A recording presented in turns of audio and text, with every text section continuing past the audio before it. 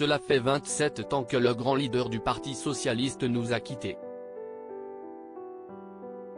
François Mitterrand est décédé le 8 janvier 1996, des suites d'un cancer de la prostate, 8 mois après avoir laissé les clés de l'Élysée à Jacques Chirac, son successeur. Les témoignages de ceux qui l'ont bien connu continuent pourtant d'affluer, comme ceux de ses conquêtes. La dernière en date avait raconté dans un livre son ignorance de la double vie du président. La dernière maîtresse de François Mitterrand a découvert l'existence de cette deuxième vie bien après les prémices de leur relation.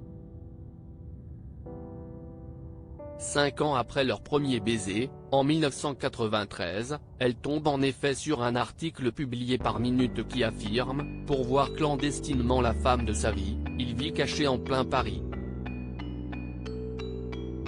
Interrogé par son amante, il dément ces informations, raconte Solène de Royer dans son ouvrage Le Dernier Secret, Grasset, sorti en octobre 2021. La rumeur courait depuis longtemps mais Claire refusait d'y croire, écrit la journaliste. Elle pensait n'avoir qu'à composer avec l'existence de Daniel Mitterrand.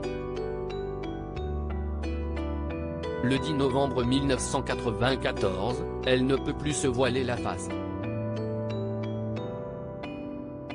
Paris Match publie les photos de Mazarine, la fille cachée de François Mitterrand. « Je suis quoi dans tout ça ?» lance-t-elle à son amant. Un jouet ? Une doublure ? Les mois qui suivent sont empoisonnés par ces révélations, raconte Solène de Royer.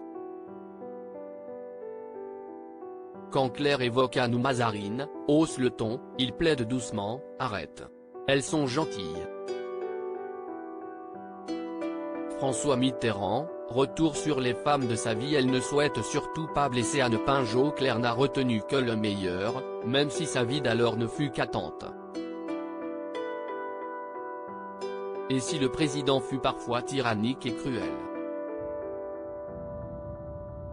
Il la surveille, lui reproche de sortir le soir, de fumer ou de boire de l'alcool.